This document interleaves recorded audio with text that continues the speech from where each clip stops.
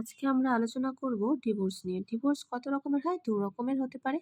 একটা হচ্ছে mutual divorce আর দ্বিতীয় হচ্ছে কনটেস্টেড ডিভোর্স। আজকে আমরা আলোচনা করব মিউচুয়াল ডিভোর্স নিয়ে। মিউচুয়াল ডিভোর্সে কি হতে পারে? যখন হাসব্যান্ড এবং ওয়াইফ দুজনে মিউচুয়ালি এগ্রি করছে যে আমরা ডিভোর্স দেব, তখন সে মিউচুয়াল ডিভোর্সটা হবে। এর জন্য কি করতে হবে আপনাকে? উকিল বাবুর কাছে যেতে হবে।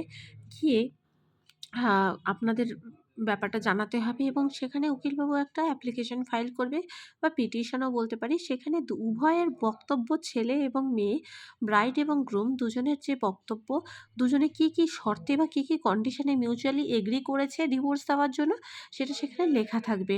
যদি মেয়ের কোনো দাবি থাকে যে কোনো কন্ডিশন দিচ্ছে যে আমি এককালীন এত টাকা আমি দাবি করছি, সেটাও লেখা থাকতে পারে। যদি কোনো ইস্যু থাকে সেই দম্পতির, সেই ইস্যু মানে সেই সন্তান কার কাছে থাকবে সেটাও, এবং পরবর্তীকালে সেই সন্তানের দায়িত্ব যে কে নেবে সে যখন সেই সন্তান অ্যাডাল্ট হবে বা মেজর হবে, সেই সমস্ত কিছু সেখানে লেখা থাকবে।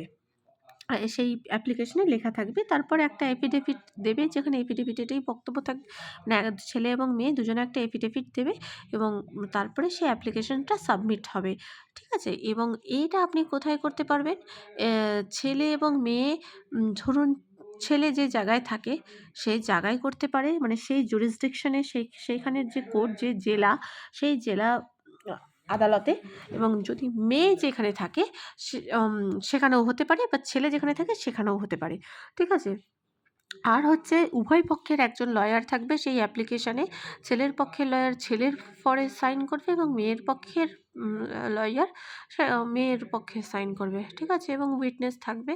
এই হচ্ছে মোদ্দা কথা। আর ডকুমেন্টেশন কী, কী লাগবে? ডকুমেন্টেশনস হচ্ছে Aadhaar card, voter card, PAN card যেগুলো লাগে, আর পাসপোর্ট সাইজ ছবি লাগবে ছেলে এবং মেয়ে। আর বিয়ের সময় যে ম্যারেজ রেজিস্ট্রি হয়েছিল সেই ম্যারেজ রেজিস্ট্রি সার্টিফিকেট লাগবে।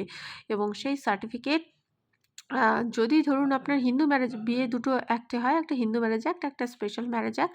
যদি হিন্দু ম্যারেজ অ্যাক্টে হয় তাহলে সেকশন 13B অ্যাপ্লাই হয়ে ডিভোর্সটা হবে। আর যদি স্পেশাল ম্যারেজ অ্যাক্টে হয় তাহলে সেকশন 28 অ্যাপ্লাই করে সেই ডিভোর্সটা হবে। আর ডিভোর্সের পরে মানে এই অ্যাপ্লিকেশন সাবমিট হওয়ার পরে 6 মাস পরে একটা ডেট পড়বে। সেই ডেটে আপনাকে কোর্টে যেতে হবে। সেখানে জাজ কিছু প্রাইমারি কিছু কোয়েশ্চেন করবে। সেই কোয়েশ্চেনের জবাব দিতে হবে। হ্যাঁ, আরেকটা মেন ইম্পর্ট্যান্ট যেটা, ডিভোর্স অ্যাপ্লিকেশন করার পূর্বে আপনাদের 1 বছর, মিনিমাম 1 বছর সেপারেশনে থাকতে হবে, মানে আলাদা থাকতে হবে।